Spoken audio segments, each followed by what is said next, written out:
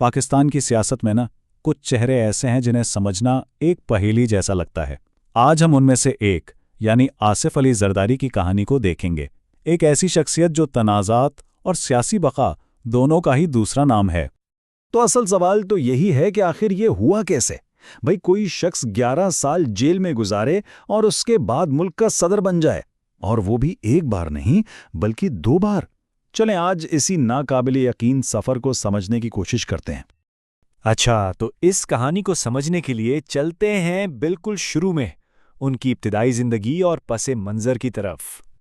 دیکھیں، سندھ کے ایک بہت امیر اور بااثر زمیندار گھرانے میں آنکھ کھولنے کا مطلب یہ تھا کہ زرداری بچپن سے ہی سیاست اور طاقت کے کھیل کو بہت قریب سے دیکھ رہے تھے، اور یہی وہ ماحول تھا جس نے ان کی پراعتماد شخصیت کی بنیاد رکھی، جو بعد میں ان کی پہچان بھی بنی۔ لیکن مزے کی بات یہ ہے کہ قومی سیاست میں ان کی انٹری اپنی کسی سیاسی جد و جہد سے نہیں ہوئی، بلکہ ایک ایسی شادی سے ہوئی جس نے سارا منظرنامہ ہی بدل کر رکھ دیا۔ سال تھا 1987۔ انہوں نے شادی کی 2 بار وزیر اعظم رہنے والی بے نظیر بھٹو سے، اور بس اس ایک فیصلے نے انہیں سیدھا پاکستان کے سب سے طاقتور سیاسی خاندان کے دل میں لا کھڑا کیا۔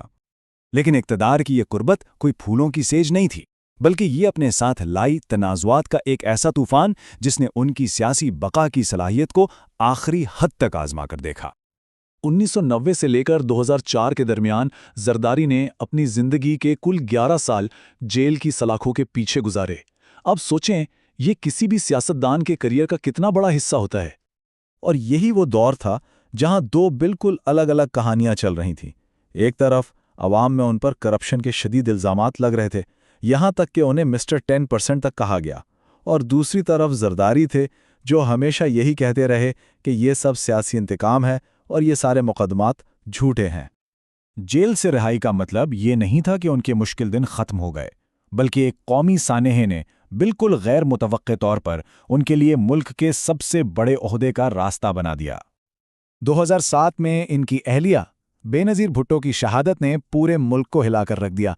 اس واقعے نے نہ صرف ایک بہت بڑا سیاسی خلا پیدا کیا، بلکہ ان کی اپنی جماعت پیپلز پارٹی بھی ایک شدید بحران کا شکار ہو گئی۔ اسی مشکل وقت میں زرداری نے آگے بڑھ کر پارٹی کی باغ ڈور سنبھالی۔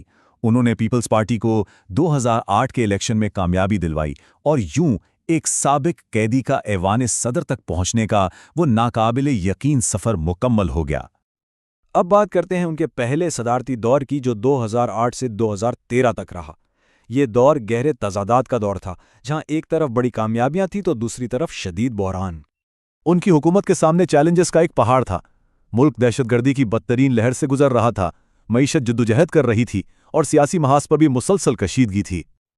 لیکن ان تمام مشکلات کے باوجود ان کی حکومت نے ایک ایسا کام کیا جو پاکستان کی تاریخ میں ایک مثال بن گیا۔ وہ تھی 18ویں ترمیم۔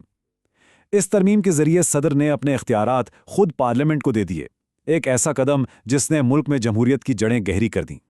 تو پھر سوال یہ ہے کہ تاریخ آصف علی زرداری کو کیسے یاد رکھے گی؟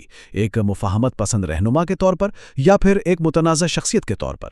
چلیں ان کی میراث کے ان 2 پہلوؤں پر نظر ڈالتے ہیں۔ ان کو زیادہ تر لوگ مفاہمت کا ماہر مانتے ہیں، ایک ایسا سیاسی کھلاڑی جو گیم میں رہنے کے لیے بات چیت اور سمجھوتے کو ہر چیز پر ترجیح دیتا ہے۔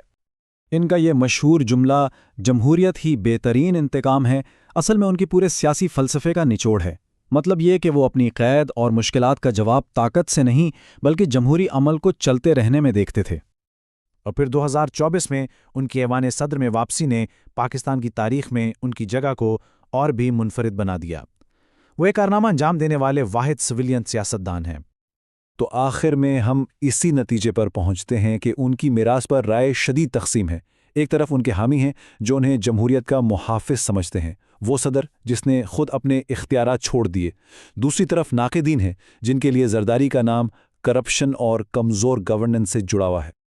اور یہ ہمیں ایک آخری سوال پر چھوڑ جاتا ہے کہ سیاست کی اس ہنگامہ خیز دنیا میں زیادہ اہم چیز کیا ہے؟